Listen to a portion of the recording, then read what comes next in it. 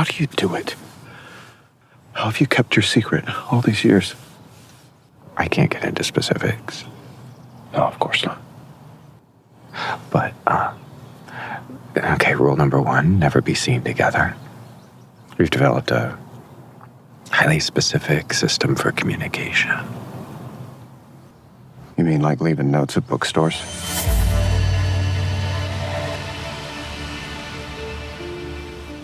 I was so starstruck. Being in the same room with my idol, I couldn't resist, and I followed you. I'm curious. They say twins can feel each other's pain. Is that true? Did you feel a sting in your chest last night? Around 8:20? Why? Because that's when I stabbed your brother in the chest. Did you feel a hot flash when I threw his body in the furnace? I'm glad that you and your twin found your thing together. Me, I have my own thing. Killing killers.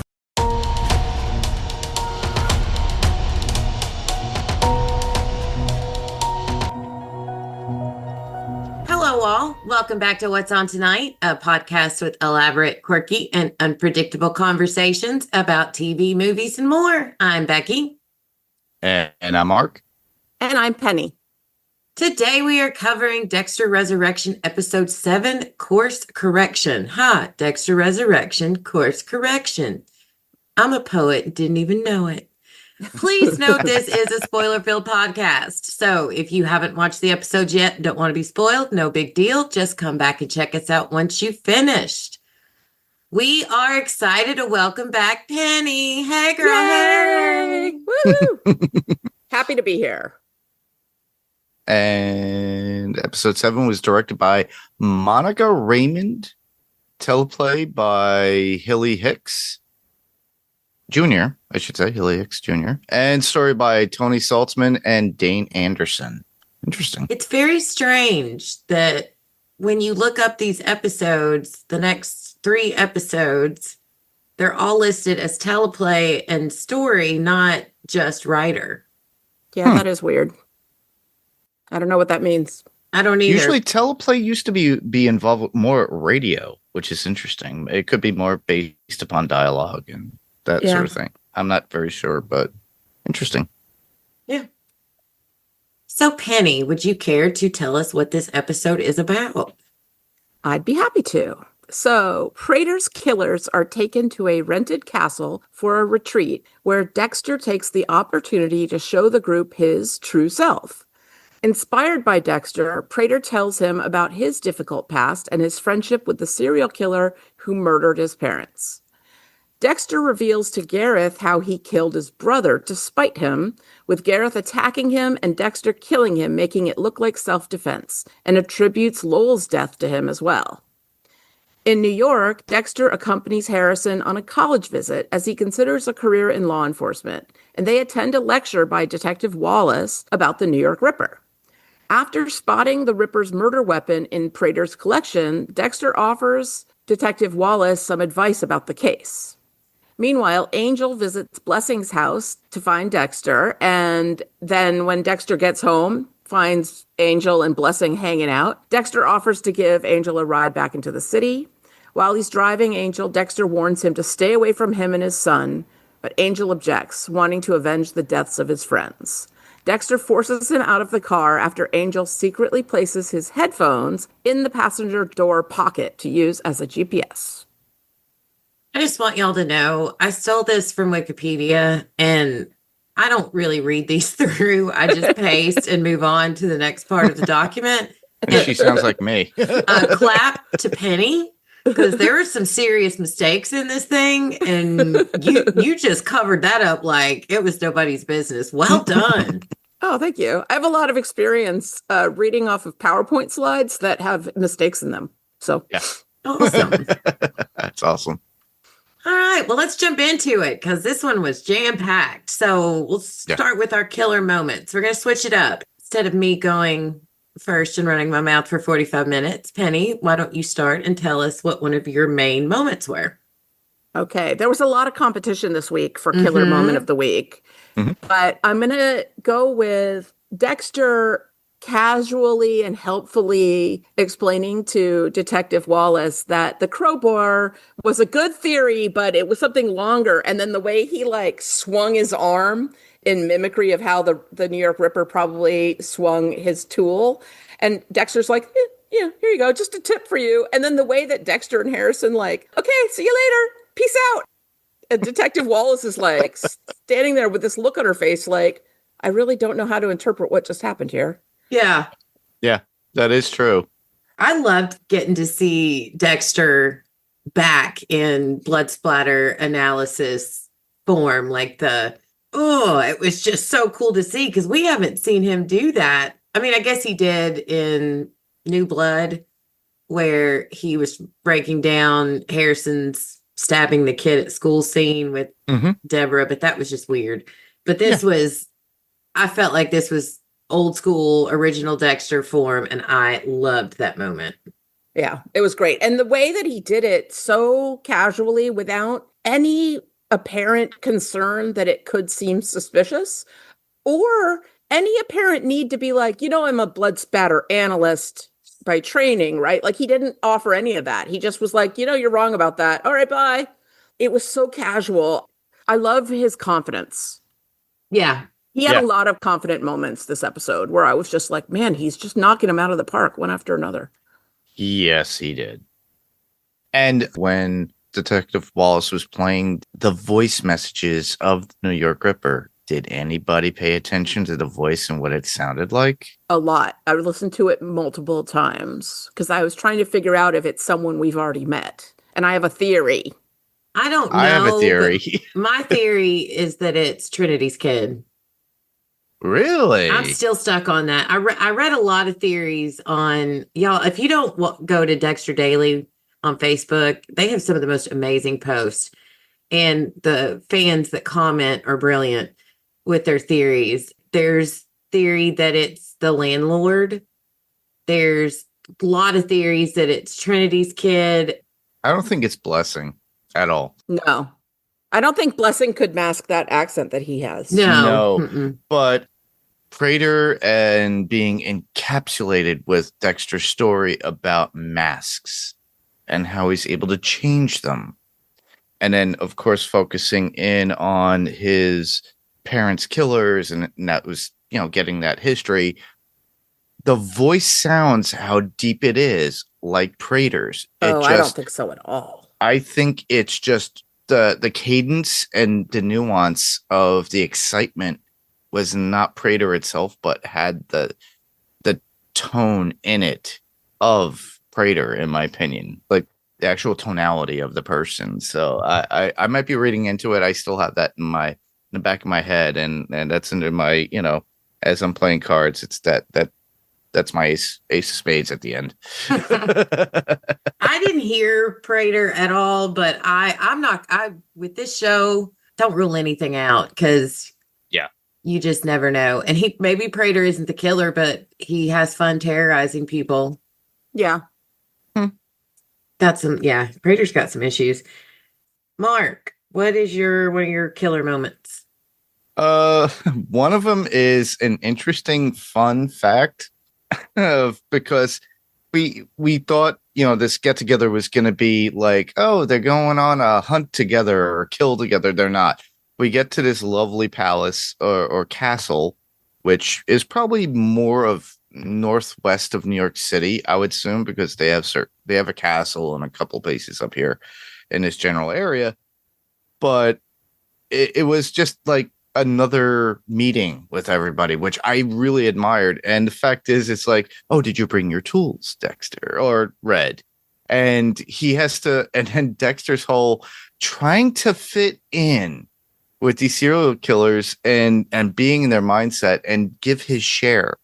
Now, at first viewing, the share to me seemed lackluster in every way. Al's was creepy as hell, and it was something out of the movie series of VHS being first person focused. I don't know if you ever watched those. Using a camera his kids got him a body camera, like a GoPro or something. Now, mind you, it was nice to see that the kill was done off screen. You didn't see the person's face, but there were feet and they were strangled, and it's sick. But the humor out of it was Dexter in front of the mirror acting out, saying, "Hey, I'm Red. Oh, I'm gonna kill you." It's all this weird stuff and trying to figure out how he's going to explain it. But then he goes into a whole dialogue about masks, which he knows firsthand what to do, which a majority of those serial killers would know how to do. Al, pointing out to Al, how do you go back home after you've done this? And then in his own point of view of, he goes, I don't know how to explain it. I can't go through explaining how I go through my kill because you're looking at this happy-go-lucky guy. And I'm completely different as that person, as, the dark passenger, and, utilizing his own experience to some degree, but also exposing himself in some way. It was creative, but on the first watch, I was taken out of it. I'm like, really? That's it? I'm waiting for Prater to go, I need some trophies. Do you have an actual trophy? What was he going to bring? A head or a scalp or something? No. And he didn't even show any of the tools that Red had in his bag. And it just went through this. And you're waiting for that conversation with Prater. And I thought, oh, great, he's going to get exposed. And then Prater goes, I loved it. Yeah. It was spectacular. I liked it. I liked the scene on both watches. I thought that was another example of Dexter making a very confident choice because, when he was doing the mirror warm up, he was like, how am I going to convince these people I'm one of them? And then he's like, I am one of them. Yes. All I have to do is not be too detailed and I can just be honest. Well, it also had Harry in the mix too, in his head, trying to give him some sort of well, not to pretend. He told him, don't pretend, be you. Yeah. And the one quote out of that was talking about Red, and he was stating, this is from Harry to Dexter, as right before he gets taken in by Charlie, saying, Red was an immoral animal, but that's not you. You shouldn't pretend that it is. And that's what he does. He goes in there and he gives his own version of himself, which doesn't really go into the science of what he's doing is kind of vengeful in a certain way, even though what he's doing is still not right. How does we always say this, how does a serial killer have a moral compass? I really liked the way he was talking about the real him and kind of almost giving the only people that get to see the real me are the people who are about to die. And then once they die, that person is gone. The mask is back on. I'm this, like you said, Mark, happy-go-lucky guy pretending to fit in. And then he makes the switch. He's like, but what if really the dark passenger is always in control and allows me to put the mask on? I thought it was brilliant. And I thought it was brilliant writing and acting by Michael C. Hall, one of many in this episode for him. And I feel like the warning with Al, you can't have both family and this life was kind of a warning, almost like a Trinity killer warning that you can't have both. Yeah. Yeah. Dexter actually had seen it from Trinity Killer's perspective because he himself couldn't have it. And that's when you get the flashbacks of Harrison's mother dying and him and how he pitied when he was having that conversation with Prater about loss and everything. Trauma. Yeah. Did anyone notice? I noticed it the first time, and then I made sure to really look the second time. When Al was watching his video, his show and tell video, when it got to the kill, did you see how almost like disgusted or uncomfortable he looked with, I don't know if himself or something, but something, he didn't look like Gemini looked like he was about to orgasm, as did Prater, but Al looked really uncomfortable. Yeah. Al looked a little bit uncomfortable, which is very odd. Yeah, that was odd. But Prater looked like he was enjoying it because he was literally right at the edge of his seat and salivating at He it. looked like how my nephew looked when he was like 8 and I took him to see Ratatouille, right? He was like on the edge of his seat and he had his hands up by his face and he was completely and totally focused on the movie. And it was Yeah. adorable when it's a little kid watching Ratatouille. Yeah. But when it's Prater watching a murder take place, it's deeply creepy. But I Yeah. thought very well played by Peter Dinklage, as always. I mean, Peter Dinklage is just remarkable. Well, he is playing a killer soon again. It's coming out in the theaters in October. It's called Toxic Avenger. Is he going to be in Toxic Avenger? I didn't know that. That's Yes, great. he's the Toxic Avenger. That's great. That's really funny. What was your killer moment of the week, Becky? Yeah. Well, I want to talk about the kill. And again, I feel like I'm going to say this too many times this episode, but Michael C. Hall was made. I loved him in 6 Feet Under. He nailed that character. He did a phenomenal job. I don't think I've ever seen him in anything that I walked away disappointed, but he was born to play Dexter Morgan. And even after all this time passed before they chose to reboot the show with New Blood, he still, like, it's like he just slips right back into it. So he starts with Gareth and he's sitting down with him and he's telling him, he's feeding into his narcissism. He's feeding that ego.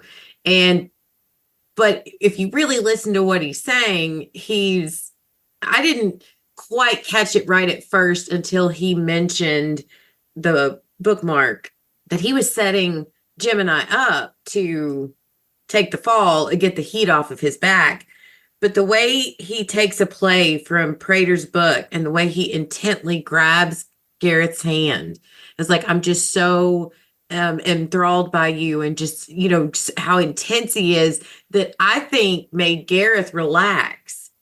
Yeah. From being discovered that, hey, I know you're a twin. And then Dexter, what I put here in my notes, he goes in for the kill, literally, but he mentions the bookstore. And when he delivers that line, they say twins can feel each other's pain. Is that true? Did you feel a pain in your chest around 9:30? Because that's when I stabbed your brother in the chest. And then admitted he kills killers and just sets Gareth off.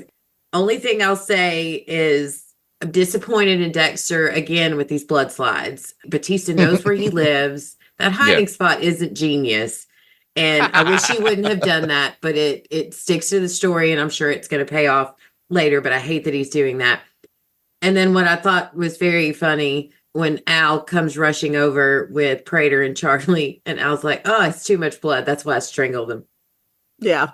But I loved Michael C. Hall's performance in a lot of places in this episode, but that was one of my favorites, is the way he, when Prater grabbed his hand when they were having that conversation, and so was like, I'm so amazed by you.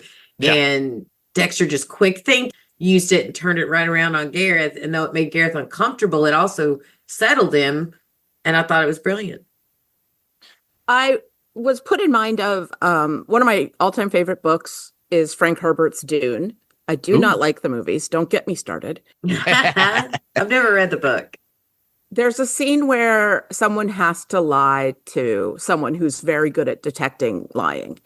And in order to mask the lie, he says something kind of embarrassing. So that makes the other person write off or explain away any other signals that she sees that he might be lying, because she knows that he's embarrassed. And by Dexter being like, I'm starstruck, I don't know what to say, I'm so into you, it's like this confession that made Gareth comfortable, or whatever his name is, comfortable, and also made him be like, oh, this guy's a fan, that's why he's acting weird. It's a redirect. It's a clever smokescreen, right? Yep. It's to give a little confession, admit something a little bit embarrassing. It makes the other person want to invite you in and make you comfortable. Like, oh, correct. You're a little embarrassed. Let me make you feel better. Yes. And that's why Gareth even let him touch him. I get the sense people don't touch Gareth very often. I don't think so. honestly, when I see Gareth, it makes me think of either the Addams family, maybe because I've been watching Wednesday, but the Addams family or the Munsters when they're when they're going down the street, people are probably like, okay, that's an interesting Like, all right, I'll just pair. stand over here. Yeah. Yeah, because the way they make him up, he's so pale. Well, David Dastmalchian just looks like that normally. Yeah, that's what he looks like. He's That's so just how perfectly he is. cast. But he's a pleasant person. If you I'm if you see sure. an interview or whatever, we know somebody that had gone to school with him in podcasting. Diana Driscoll has actually went to school with them and knows him. She said that. Yeah, he's not like this in real life. At all. Thank God. Thank God. And Eric Stonestreet, I mean, we've all seen him be like a friendly, sweetie pie, jolly guy. Yeah. And he is so creepy on this show while still being kind of a sweetie pie. It's an amazing combination. I have two things that Al said. I wrote here, I know he's a serial killer, but he still cracks me up. And when Dexter's looking at the food spread and Gareth is looking at Dexter and Al in the background, you can hear him. He's like, oh my gosh, this is amazing. Have you ever seen ham shaved so thin? And then when they're at the table after the big lunch and show and tell, and he's like, does anyone have anything for an upset tummy? It's just like, I know I'm supposed to loathe you, but stop it. You're so adorable. He is. Just to go back to the conversation with Gareth and Dexter just before the kill of Gareth Part 2, I should say. Mm-hmm. The one thing that we did get out of that scene, which I really did enjoy, is Dexter savoring the kill like he always does before any kill, exposing the person, was true Dexter format. But in this case, he was doing it in front of an audience that was, like about 25 feet, 30 feet away. But he got to show something that he did, but cleverly was able to take some sort of trophy for himself from the glass that was from the blood when he cut can't him. miss the trophy. Yes. Bad idea. This was another moment of unbelievable confidence on Dexter's part. Yes. Is to think that he could get into a one-on-one hands fight with another serial killer and feel sure that he was going to come out on top. Gemini Killer is not like a first-time killer. This is an experienced, prolific murderer. And Dexter's like, I'm going to go in with no weapon and I'll find a way to beat him. That is so confident. I can't even imagine being that confident in a similar situation. Yeah. Yeah. All right. Penny, you got another killer moment you want to talk about? Well, I want to talk about the setting. I was sort of like anyone would be like, wow, that is so beautiful. Look at that place. And then I was like, I've seen that place before. I have been there. It's called Oheka Castle or Oheka Castle.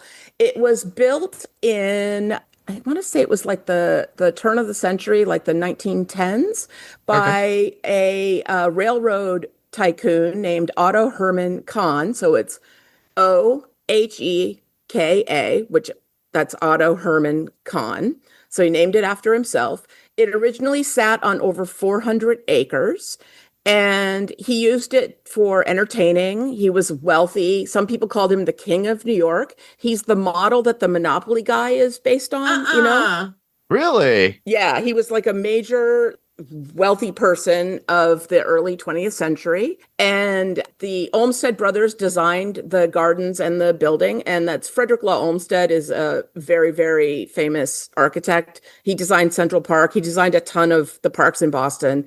He's like this. He's a big deal. So Oheka Castle, after Khan's death, it was sold. It was used for a while as a military academy, and then that went bankrupt, and the land was slowly sold off. And then in 1984, a developer bought it, and it had been like subdivided, turned into a crappy hotel. Vandals had set fires in it. It was in really poor shape, and only like 20 of the original 400 and something acres were left. And this developer bought all that and then spent like $40 million carefully and lovingly refurbishing it to its original condition, like going to the same quarries to get, slate to replace the damaged roof slate, having like replicas made by artists, like all this work to lovingly recreate Ohika Castle.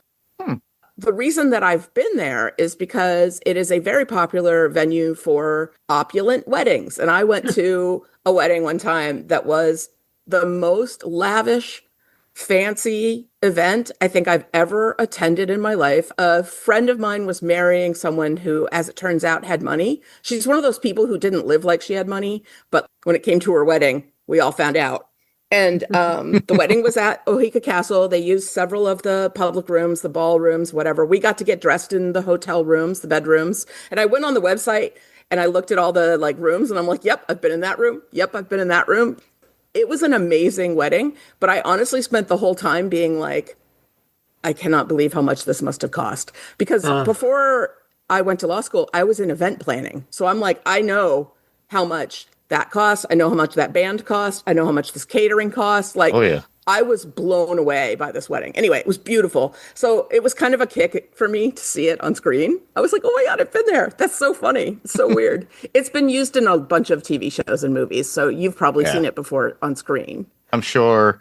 It just reminded me of the landscape of where I am in the northwest of New York State, up in Dutchess County and, and Putnam and stuff in that area. There's a lot of those Gilded Age baron type people built those giant mansions up and down the Hudson River that are very similar style of like sort of smallish but French chateau. Yeah, looking. P.T. Barnum has one not too far in Brewster that it was right across from the railroad. Yeah. And it's one of those houses. But yeah, and there's like the Roosevelt Mansion, the Vanderbilt Mansion. And there's so many times. The Vanderbilt Mansion's amazing. The Roosevelt land is still upkept, and you could go into the house. There's tours. But what Penny was telling you about the Ohika Castle, if any of you listeners want to, you can probably go there just to go and walk the grounds. It's in Huntington, New York. And it's a hotel. It is a hotel. It's $419 a night. Well, it depends on the room. Some of the rooms are more. But yeah, it's around $400 a night for most of the rooms. Yeah, if you want to book a night in that hotel and have like a walk around those grounds, it's available. I'm thinking road trip. Yeah. That would be such a fun road trip. That would be so. Hey, it could be one of our Sad Head get-togethers. Yeah. I was pretty psyched when I recognized it. That wedding was in 1999. So that was quite a long time ago. But I was like, yeah, it stands out in my memory pretty strongly. If I were to go someplace like that, I would remember it too. Yeah, it was beautiful. It's gorgeous. It really is gorgeous. At various times in my life, I've encountered people who are that level of wealthy. Like I worked in nonprofit arts for a while, and every now and then you have like a member of the board who's really wealthy, or like I would go to a fundraiser and someone incredibly wealthy would be there. And I was always like, they're not like us. No. They really do live a different life. Yes.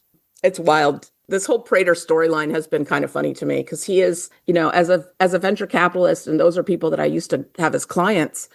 It occurs to me that we called him a vampire in an earlier episode, but he is a predator. And in this episode, he really revealed it. He talked about how much he bonded with a serial killer. And then it was interesting. He said he didn't even make it till he was 50. Not he died in prison. He didn't make it to 50. I was like, did you kill him, Prater?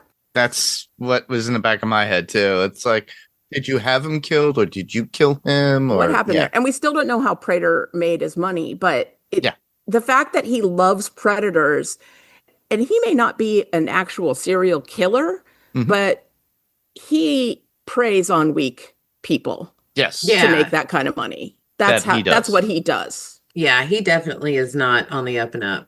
And the way he talks to Charlie. Yes. And the way his little outburst when Al asked where Lowell was. There's something inside of him that he doesn't like it when people don't do exactly what he says. He says, no. Yeah. And most of the people in the world, when someone doesn't do what you tell them to do, Your option there is to be like, well, darn, right?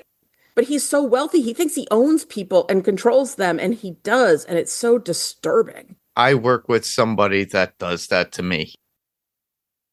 Part of me thinks he's more disturbing than the murderers. Yeah, he definitely is. I mean, if you go and look at the genetic makeup or the whatever, not genetic makeup, but the triggers in the head that lead to a lot of people who become serial killers, there's some type of biological makeup that and maybe Prater has something like that, but I just see him as he did suffer a trauma. Like Dexter said, we all have trauma we can't escape. And I did like the flashbacks, Mark, you mentioned earlier, to Rita's death and then getting to see Dexter get to take out the guy that killed his mom. Mm-hmm. So Prater, he said the reason he kept going back to see Cooper, because he was in control. Once he knew why this guy did what he did, he was in control of the narrative and control of the situation. And so now it's obvious that fueled a fire in him. And, Dexter called it you collect serial killers, but that's what he's doing, is he is collecting these people, but through money, through his wealth, he feels like he can control them. He does it to Charlie. He controls Charlie. Not to say that these people aren't there of their own free will. They do have choices, but there is some type of something that's churning in his brain that I do, like you said, Penny, find it a bit more evil than some of the serial killers he's hanging around with. Yeah, it's interesting because I think that after a trauma, especially a childhood trauma, becoming a control freak is a really natural reaction to that. I know that I am one. And that is why I felt like my life was not in my control growing up. And now everything in my life is under my control, and a little bit pathologically so. I have not chosen, or maybe I'm not predisposed to go down to a path where I'm like, and therefore I will control the people around me too, the way Prater does. But I understand that this chaos entered his life and he needed to find a way to understand it and then to control it. Like, that instinct makes sense to me. It's just he's taken it to a level that's really demented. Yeah, he's a little over the top with his choice and how to deal with that trauma. I might have suggested therapy and some exercises to help and a hug. Work through that, right? Yeah, not collecting serial killers and helping them continue on with the work that they winky fingers work that they do. They need to pat him on the head and say, you do know that control is an illusion. Nobody has total control of anything or anyone. Sorry, little man. Yeah. Pat, pat, pat. Here's a hug. I thought it was interesting that after he told his story to Dexter, Dexter's internal monologue said, yeah, being trapped in a metal box while your parent bleeds to death is familiar to me. And it was like, that's not what Prater said. He didn't say metal box, you know what I mean? But Dexter immediately was like, oh yeah, that's like what happened to me. I get it. Well, yeah, because I mean, if you think about it, the car is a metal box. Yeah. So that's they're very similar. Yes. He was trying to understand and be in the same mindset as Prater at that point. I think he's just over sympathizing in his own mind to give this guy some sort of voice or reasoning. In the mirror psych up scene, before he starts the warm up, he says all of these people have to die. Mm-hmm. And I don't think he means Al and Gareth. I think he means Al, Gareth, Prater, and Charlie. Yes. Yeah. Every one of them meets the code. Every one of them needs to go. And I'm excited to see it get whittled down. Like, who's going to be the last one standing? Like, I can't wait to find out. Well, even Charlie actually shows some personality in this. We learn a little bit more about her. Yeah. When she's cleaning up Dexter's arm, which is an interesting moment where she says, well, you could bleed out from that and die. And I know because I killed a person with that same right. style. I've seen it happen and I've caused it. I made it happen. Yeah. Yeah. Yeah. So right there. Yeah. I think she's kind of, when she walked in when Dexter was giving his tell, and the look on her face, you could read it two ways. One is she was intrigued by what he was saying, or two, she was piecing something together in her head. And then when it's like you were talking about Marcus fixing his wound, and she's like, "I've lucky you." He's like, "Lucky me," and she's like, "Yeah, lucky you." Almost like, "Yeah, lucky you that you've gotten away with your bullshit for so long." Yeah, that was a veiled threat, I thought. Yes, I think so too. Yeah. Because she was like, I don't think the Gemini killer would suddenly start killing in singles. That doesn't. And they were all like, "Oh, shush, we've solved a mystery. Everybody move on." Like, but also her reaction at that moment, she comes out and she's ready to shoot Dexter at that she point. did. She kept her gun on him till She Prater was said, on there like "Put it down." like a sniper or somebody that is in bodyguard mode.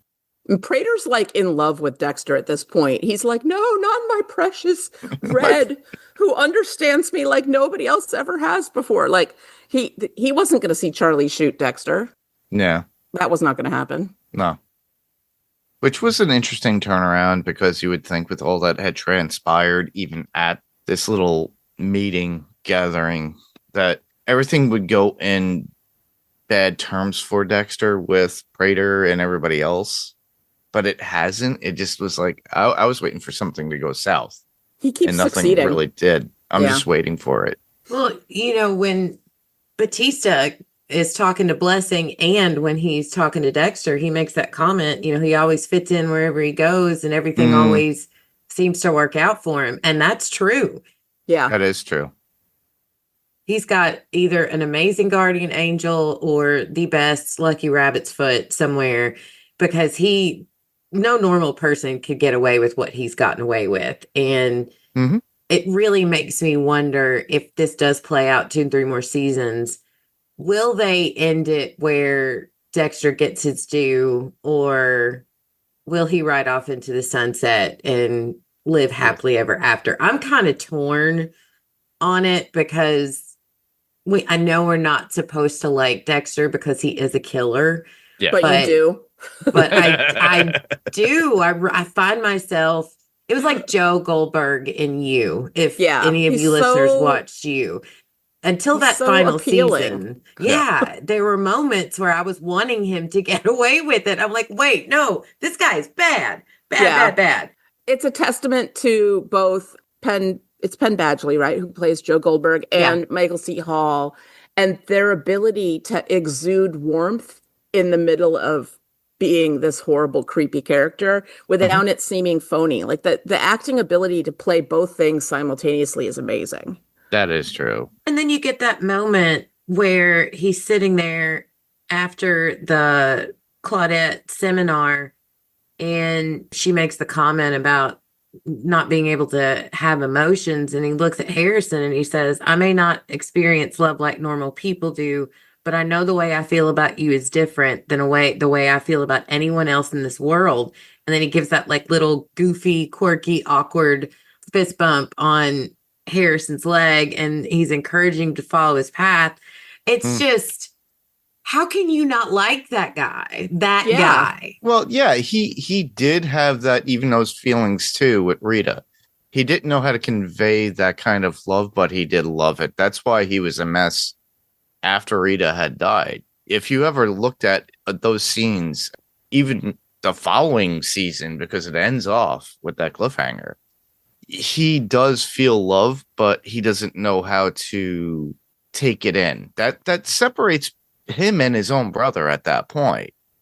And he definitely is a predator. He knows how to be the chameleon, not to use the movie Predator and how it kind of like can camouflage itself, but that's how Dexter is. He's able to camouflage within regular social parameters and then have people engage with him, which is really a technique that a lot of serial killers don't have, because usually they're loners. They're very isolated.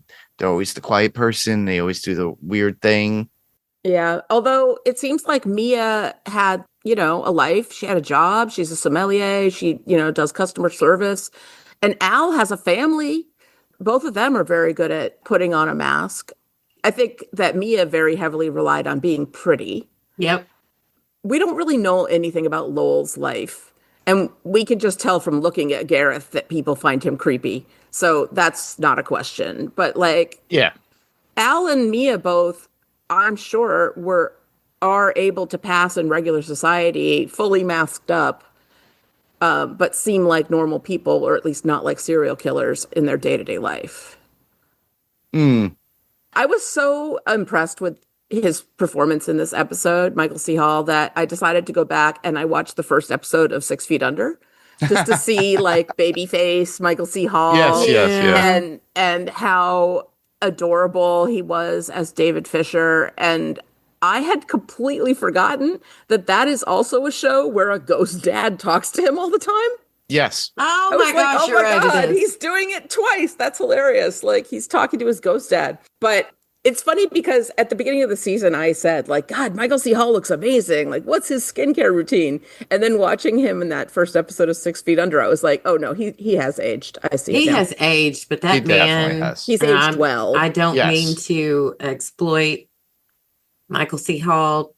Is exploit the right word? He's hot. Objectify? Objectify. Thank you. He's a not good-looking exploit. guy. The man, when he was doing his blood splatter talk with Claudette and Harrison, I was like, dude, he looks so good.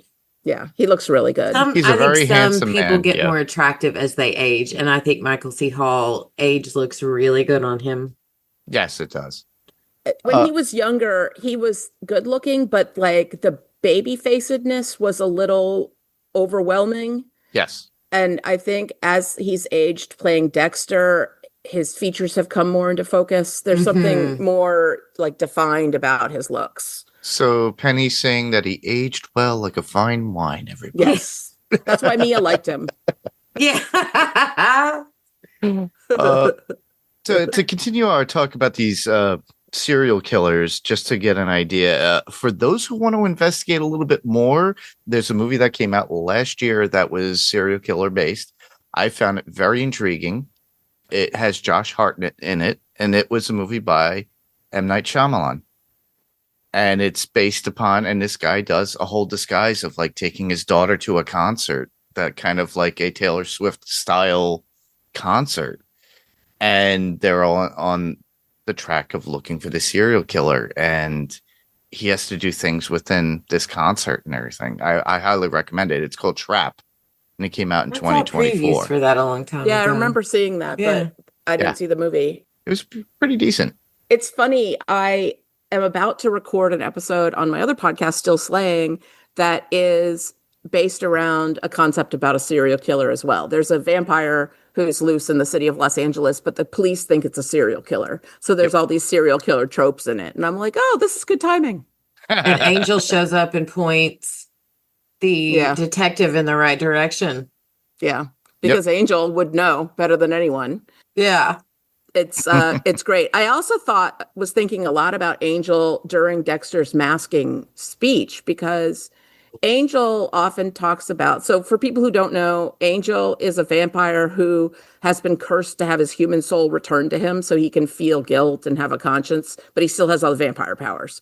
And he talks at various points during the series of Angel about how the evil demon is in him all the time.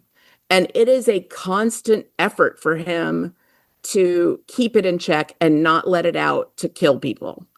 And Dexter's conversation or presentation about masking and how is it Red or Dexter putting on a mask, or is the dark messenger letting Dexter put on the mask? Is the dark messenger in charge? Is Dexter in charge? Just reminded me a lot of Angel and the way he talked about the vampire is in him all the time. Yeah, the real personality. They always said that in the folklore of Buffy and Angel, that the vampire enhances the true essence of the person and their personality.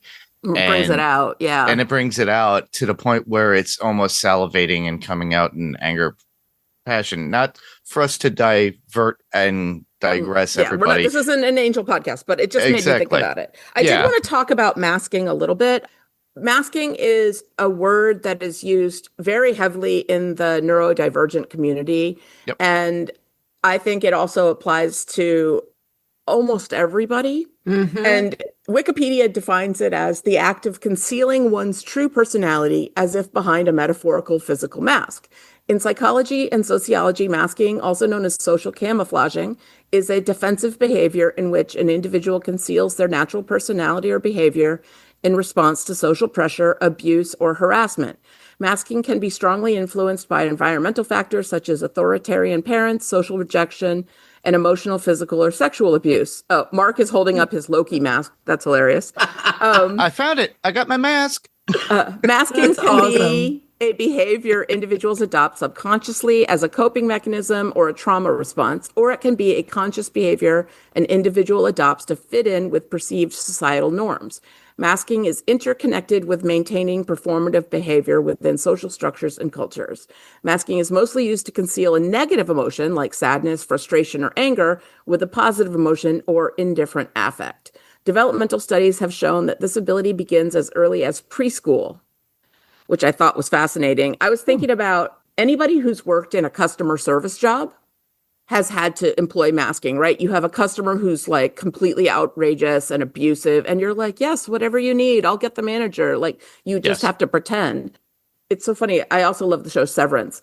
And when I left my job as a lawyer and took some time off, I felt like I was releasing my innie. Like I was like, oh, innie, you don't have to go there anymore to the horrible Yeah. severance factory where you're a lawyer and you're constantly pretending to be someone that you're not. And that's Yep. how it felt for me for most of my legal career. And masking is, I don't know, I really identified with Dexter. It's so painful how much I identify with the characters, that these horrible, horrible people who are predators. But I Yeah. identified with him a lot when he was talking about how exhausting it is to mask and how liberating it was in those moments when he was with his victims to be able to let the mask down, and how Mhm. that's the only time he could. And I was like, God, I used to live for times when I could let my mask down. And now I pretty much live unmasked all the time, and it's great. That But- is awesome. Yeah. But when I was lawyering, I used to refer to myself like in the third person. I'd be like, oh, lawyer Penny thinks blah, blah, blah. And like home Penny, artist Penny thinks this other thing. Like I can see how somebody would go fully schizophrenic doing that. Oh yeah. Yeah.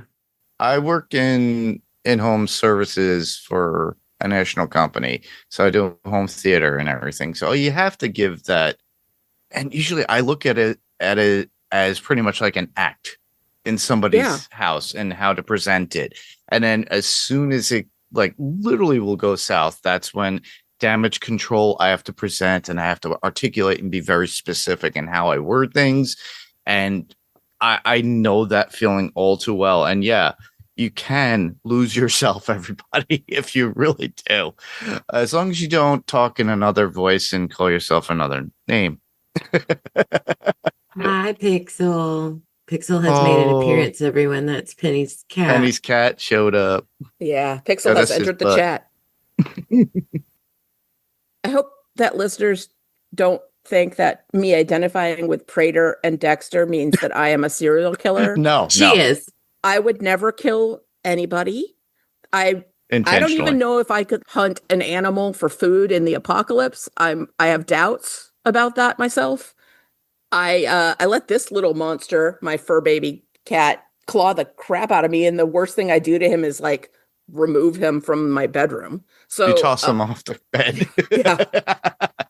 I'm actually a very gentle person, but I do identify with these characters in some ways. I think that that's just really excellent writing that Mhm. makes them Relatable. so Yeah. relatable and real. And it's so interesting how you were saying that, Becky, that like you would find yourself falling for Joe or like rooting for Joe in the show You.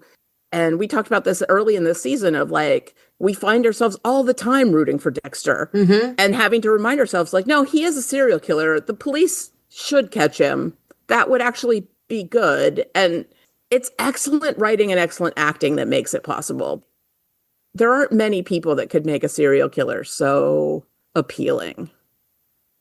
He does a great job. Mm. Yeah. Last note I've got is I thought of Kelsey when this moment happened because she was so hard on Harrison for his inability to lie in the last couple of episodes. First, I want to say Harrison's got a little game. Him getting that girl's number, that whole back and forth was cute. So freaking Gigi. cute. And then when Harrison and Dexter are called to the front of the classroom by Claudette, and Harrison's like, yeah, I'm here because I'm thinking about becoming a cop. And he tells Claudette that his experience with her made him interested in police work. And then Dexter, I don't think Dexter was as good spinning his story about Batista going crazy after Dokes was outed as the... Yeah, that seemed kind of transparent. But I wonder if that's because we know the story. If we didn't know the story, would you find that more believable? If I hadn't met Batista, but Detective Wallace has spent time with Batista, and he does seem like hyper focused on Dexter, but he doesn't seem like unhinged. Oh, that made me think about something. When those two were in the police station together talking back and forth, and Batista asks Claudette, don't you ever trust your gut? The look on her face said to me that yes, she did once trust her gut, and it went terribly wrong. So I'm super curious what that backstory is, and I hope we get it. Same here. So I want to tell you now my theory about the New York Ripper. Uh-oh. Okay. First of all, the taunting voicemails are such a great fact about him that makes us hate this guy. Like, hate him. Like, the pictures are enough to think that the person is a monster, but like the voicemails are just next level. But I thought it sounded like her partner. Really? Oh, shit. Okay, I got to go back and watch now. That didn't even cross my mind. I assume whoever it is using like a voice disguise, some kind of modulator to make those voicemails. But the cadence and the accent sounded to me a little bit like her partner. Like and I was Melvin? like, either we've already met the New York Ripper, it's a character we've already met in the story, or that's going to be season 2. That's my theories. It's a possibility, yeah. I think season 1 will end with the rest of the serial killer gang being eliminated, and maybe, unfortunately, I don't know, Batista. I'm worried about him. I am Yeah, very I'm worried worried about about him. Batista as well, and, you know, we talk about masks. When Dexter and Batista were in the car together, and Batista took his mask off and was like, okay, no more fronting. Yeah. I know what you did, and I'm going to get you. And Dexter took his mask right off, and it's like, well, if I am who you say I am, do you want to fuck with me? I'm like, oh, That shit. was They threw down the gauntlet, man. That was my Tense. second choice killer moment of the week. That was an amazing scene. And then when he's like, he just pulls over like in some random location. It's like, you get out now. This is where you get out. Leave. Like, This is where you leave. damn, shots fired. Shots fired. It was amazing. I was thinking about Blessing for somebody who has seen the darkest parts of humanity, right? Like being a child soldier is one of the most evil things that can happen to a person. And he survived it. He has no suspicions about new people. No. He's like, so Dexter, open. come live at my house, person I met today in my car. Oh, Detective Batista, I've never met you before. Come inside and dance with me. Like, he's just so welcoming and open. Like, does he have no instincts? Like, I would think that after going through what he went through, he would have some kind of natural defenses. And like, I don't think Batista would ever hurt him, but Batista definitely had an ulterior motive and was not telling the truth to Blessing. And like, that his alarm bells don't go off about Dexter at all. And in fact, he's like, Dexter's almost part of the family. It's like, dude, get some instincts. You leave Blessing alone. He's saying that Blessing's naive. Yeah, but it's shocking to me after the trauma that he went through that he's just not more guarded. I just feel like he went through such trauma and such hell, and he had the most amazing mom who taught him that does not have to define the rest of your life, where you go, who you are, and how you are. And so he has chosen to be an open, loving, amazing human being, and I'm here for it. Mm. I don't mind him letting a serial killer live in his basement because it's Dexter. Well, And yeah. I don't mind him letting the Miami, because he loves Dexter. So any friend of Dexter's is a friend of mine. Come on in. I hope that doesn't backfire and Yeah. somebody comes in and kills Blessing because of Dexter, but that's not Blessing's fault. Ooh. That would break because who do my we have heart. left? All we have is Charlie, Al and Al, Charlie and Prater. and Prater. And the New York Ripper. I still think Mia's alive. Yeah, that's something that I wanted to focus in a little bit. And I found it odd because the way Prater mentions it, that she died in jail, she's left us, and the reason why I got this was because it was her when we first got this together. This is where we first were. She loved it, and blah blah blah. I'm like, I was waiting for her to walk out, honestly. When they first got there, and it was the faraway view of Shot. the tent when they're walking up, I thought she was going to be standing under the tent. I know I'm wrong a lot. If you listen to our podcast covering the Better Sister, I didn't get anything right. So I'm probably wrong about this, but I don't know. Yeah. Stuck in my head. We'll see what happens. My predictions for how the show is going now, I'm like you said, I think we're going to start seeing the remainder of the convention crew, which are in it, would be Al is going to be the next on the list, then Prater, and I think Charlie and Dexter would probably work together at a certain point, and I think Batista might fall into that mess along with Detective Wallace and Detective, I forget his name, Melvin Elmos or something. I don't know. Ken. He's just Ken. Is it Ken? Oh, okay. No, I mean like Ken and Barbie. He's just Ken. Like she's everything and he's just Ken. But I see it, and I would not be surprised if they end the season off with a cliffhanger, because right now we're discussing episode 7. We have 3 more episodes left? Yeah. 3 more. Yeah. So, yeah. Al's got to go next. It's got to be Al. Yeah. I'm All sorry, right, Al. listeners. Next week's feedback. Who do you think is the New York Ripper, and how do you think this season finale is going to play out? Yeah, Becky, you better put a poll on Facebook and on Spotify. They actually do have a poll thing that you can do in a direct I'm good Spotify. at creating them and talking about them on the podcast, but I'm really, really bad at remembering to post the poll on our Facebook page. You could try. What could it hurt? I promise I will try really hard. Anybody else got anything else?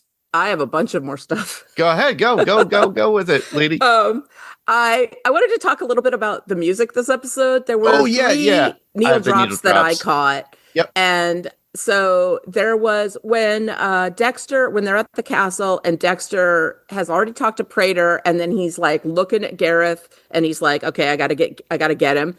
The song playing is Satan Is His Name by Holly Golightly. Yes, that was brilliant. The last verse it goes, the devil himself, they call him, and you'll know it soon as you fall in. He got a kiss of fire and it burns you up, breaks your heart, and it hurts like fuck.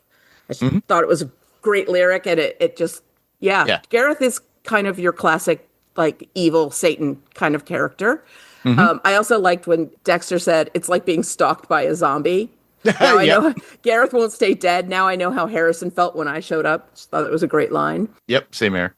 When we are entering Collings College, when Harrison is waiting for Dexter, the song is called UMass by the Pixies. UMass is University of Massachusetts at Amherst, which is where the 2 main musicians in the Pixies went to college and met and wrote a lot of their music. That's why it's called UMass. But it's basically a song about college and how great college is. Yep. And then the final song after that amazing scene between Angel and Dexter is a song called Showdown by Electric Light Orchestra. And I just pulled out one verse. She came to me like a friend. She blew in on a southern wind. That's Batista, right? Coming like a friend from Miami. Yep. My heart is turned to stone again. There's gonna be a showdown. Ooh. Yep. Yep. I'm glad you brought up the needle drops. I loved those. All three of those I thought were great. I've been bringing us up for since we started, and I'm glad somebody else took it up. And you hit all my quotes too. I love it. Awesome. That's great. Did you know that at the end of last week or the week before that the song that played over the closing credits was Michael C. Hall's band? No, I didn't know that. That's so cool. Yep. I watched the video. It's really strange. It's him, a guitarist, and a keyboardist, like with an electric keyboard, just walking through Times Square of New York. He's singing. Yeah. But they're not really playing the instrument. Like they're just kind of tapping it, like purposely, I'm assuming. Oh, percussion. then- Yeah. It's very interesting. I found it. I gotta look that up. Yeah, That's look so it cool. up because I was like, because I got to be honest, I knew he was in a band, but I had not looked up any of the music, and it reminded me almost of something they could use for Lestat, the Vampire Yeah. Lestat coming out with the vocals, and it was very interesting. So I'm curious. Let me know what you all think when you check it out, when you look it up and listen to it. I don't know if it was last week or the week before, but you asked listeners like if they were going to be a vigilante serial killer, what would their name be and what would their whole shtick be? I gave it a lot of thought, and I decided that I would want to target child abusers, anyone who did bad stuff to kids, and that I would use as my murder weapons or something in the setup, things that are associated with childhood, like toys, to kill them. And I think I would be called the teacher. Oh, I love that. That works. Well done. I also think that targeting child abusers, I would have a lot of grassroots support. There'd be a lot of people who'd be like, maybe don't catch that serial killer just yet. Yeah, we would be rooting for you like we would root for Dexter. Yeah. Well, I owe Kelsey my serial killer power is talking people to death. And my name would be the Whisperer. Nice. And I would target douchebags who abuse women, children, animals, whatever. Nice. Awesome. Why I would talk them to death or how I would talk them to death, I don't know. But if I have a superpower, it's talking. And I feel like I want to be able to put that to good use. So there you go. Also, I heard on Amy Poehler has a podcast called Good Hang, and she had Adam Scott on this week, who played her on-screen love interest in Parks and Recreation. He was up for the part of David Fisher in 6 Feet Under against Michael C. Hall. It came down to the two of them, and I Wow, I could see that. When I was watching the episode of, the first episode of 6 Feet Under, I kept trying to picture Adam Scott in the role, and I can see it, but I do think that Michael C. Hall was a better choice. And he described the feeling. He's like, I almost gave up acting because when I saw how much better Michael C. Hall would have been than me, I was like, I should just go away and not try acting anymore. Like they were right not to cast me. And I'm glad he didn't because he's gone phenomenal on to do amazing things, and he's great. But I just thought that conversation was really funny. That's cute. That's a podcast I need to start listening to, as if I don't have enough. It's a great one to listen to when you're like, I'm not up for like something really heavy. Like you don't want politics. You don't want to hear about murder. You don't want to hear you don't want to think too hard. It really is just a good hang. It's like friends, just like hanging out. It's nice. Oh, cool. It's very pleasant. Awesome. All right. Anybody got anything else? Nope. All right. Let's jump into final thoughts. Yay or nay?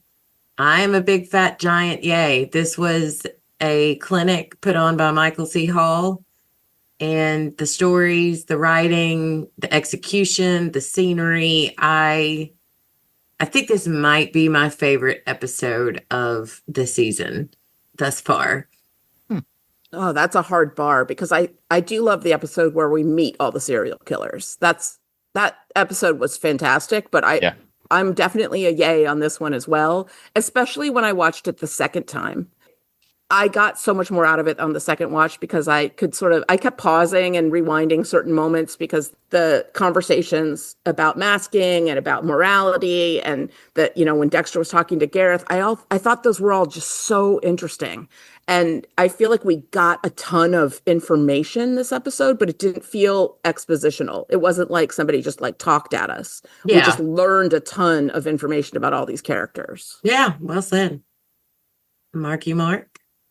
Yeah, like Penny, I learned to appreciate the episode on my second watch, and it's a definite yay on this, but I'm still in her court where I still love that initial meeting at the convention at Prater's house. That long episode was still one of the best episodes I've seen so far in the show, but I'm not saying this is low by far. To me, it's a yay. Yeah. It's a good episode, and it's solid with the writing, and it gave us a lot more flavor, a little bit more flavor with Dexter, especially when the conversation with Batista, his talk with Harrison's progression, a new meet cute. So Elsa's not in the mix for a romantic love interest for Harrison. It's going to be more Gigi than anything. So I think that's a good thing. And then adding on to the more analytical view of any viewer of going, who is the New York Ripper?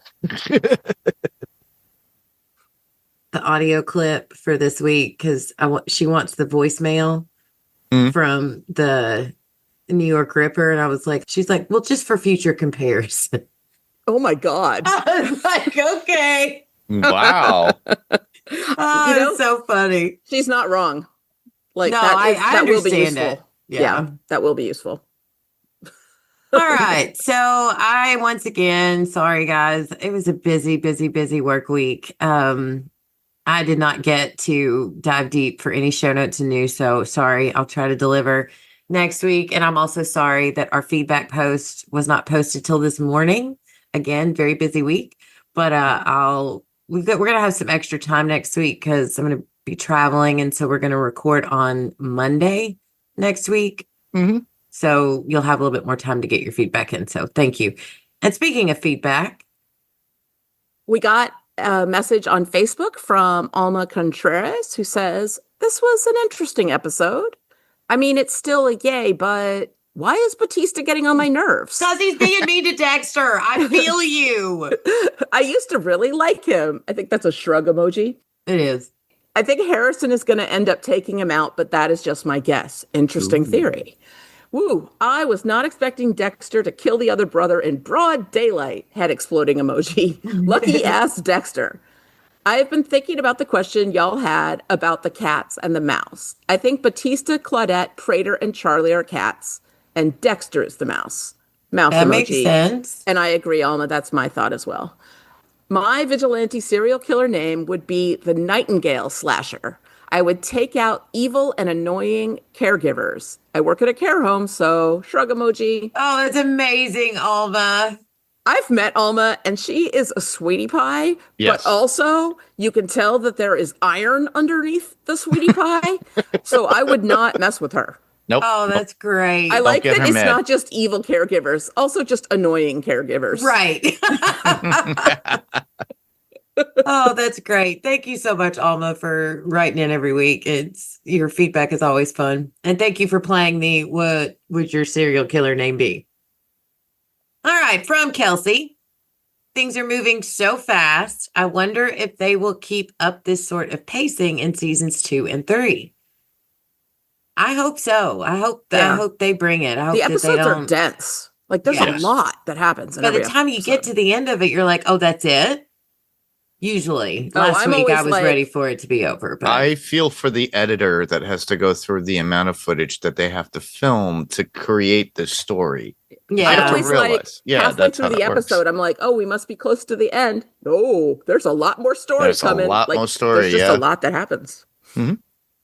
So she goes on to say Al's Winky Fingers little movie and his giggling while strangling that jogger and them watching was so disturbing. It was the look on Prater and Gareth really Garrett's looked face, sexually man. turned on. He That was looked so gross. It was gross, very gross. Dexter was absolutely savage in how he told Gareth about killing ... Gareth. And then in contrast, Dex is trying so earnestly to be a good dad, and it's heartwarming. I know. He just makes you feel things. She said another very strong ending that left me immediately wanting to watch the next one. Thank you guys for all that you do. Signed, Cowgirl Killer, with the cowboy smiley face emoji, a butcher knife, and 2 baseballs. Oh, Kelsey, I love you so much. And thank you for all that you've done to support us on this podcast. You're amazing. And of course, we also got a voicemail from our friend Steve Brown. Hello, what's on tonight? This is Steve, and this is going to be for Dexter Resurrection Course Correction. By the way, I don't think anyone else has ever mentioned it. I really like, I can't remember if they did this in the original show or not, but the quick clips at the very beginning after the previously on, where they show us what's going to happen in the episode, is pretty fun to watch. Also, Uma Thurman looks really good in that serial killer outfit with the sunglasses and the tight top and the, wow, she's looking good. Oh, and Prater doesn't care that the tattoo guy isn't there, and he's just moving past the Mia is killed. Oh, Harrison's friend showing him the College of Criminology. Wonder if he's going to study blood spatter. And Dexter's finally able to use some meat around Prater. That was just gross watching him kill that woman and then Pop needs to give you a haircut. Ew. And Dexter trying to figure out how he's going to pretend to be red. As dark it is, it's also darkly hilarious. Ooh, Dexter just touched James Remar in his hallucination. Have we seen him do that before? Aha, so Mia's fingerprints were not on Ryan's watch. Big mistake there, Dexter. You should have, I guess he wouldn't have been able to, would he? And now we're learning Prater's backstory that the man who killed his parents, the hit and run driver, was caught and imprisoned. Oh, that conversation between Prater and Dexter. Wow, learning all that about Prater. I know you guys are going to talk at length about it, so I'll let you. But you guys are doing a great job in the podcast. But now we have Batista meeting Blessing. Oh, and Dexter just tells him straight out that he knows he's a twin, and Gemini tries to deny it. Watch out, Dexter, because you might confront this guy's psychosis, or he might really be just faking it. Okay, so it's not a psychosis, it's just a strategy. Or the twins, I mean the Gemini killers. Oh, and Dexter's totally admitting to him that he killed his brother. Oh, I did not see that coming. I did not see Dexter killing him right in front of everybody. Yeah, but Charlie can see through it. Meanwhile, back with Harrison, he's visiting a college. And he meets a girl. I can never read texts when people are trying to text on TV. Oh, and by coincidence, of course, the detective is leaving this forensics class. It's like a guest lecturer, I'm sure. Oh, and so this New York River case apparently is going to become important to the rest of the series. And now Dexter's being a little too revealing about his relationship with Batista, I think. And this detective's going to suspect he's saying too much. And now he's showing her his blood spatter analysis background. Oh, and he slipped a piece of glass that he took off Gemini into his jacket, so he has a trophy. Ooh, and Angel stops by for a visit. Oh, I know Mark's going to talk about the music, so ELO's Showdown. It's going to happen between Dexter and Batista eventually. Oh, but did Batista leave a tracker or something in the car? Yep. We didn't even talk about Steve. Thank you.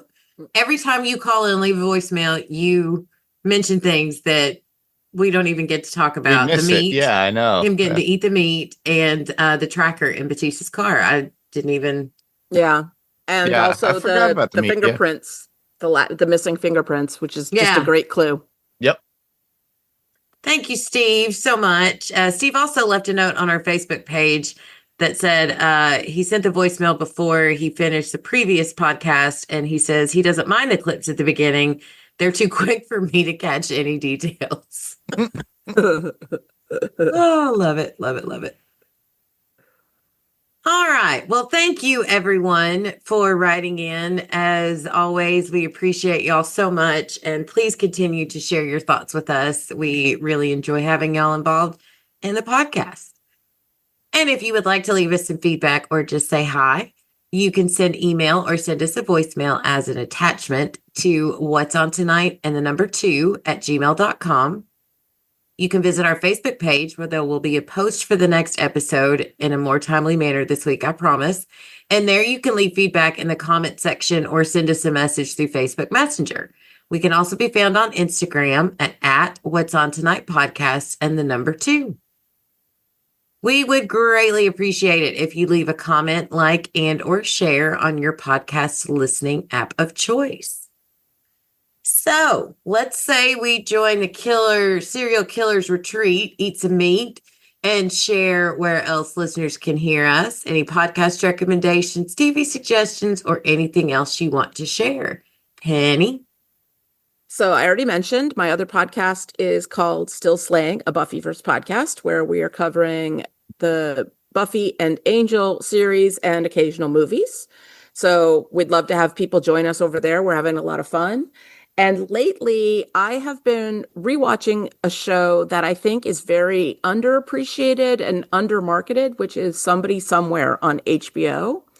It is, I know this is weird for me, it's not about murder or vampires or magic in any way, shape, or form. It's very much a sort of slice of real life show, but it is so beautifully written and you fall madly in love with these characters.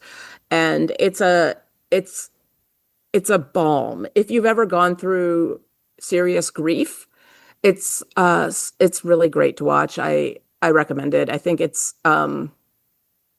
deserves a lot more than the one Emmy nomination that it got this year.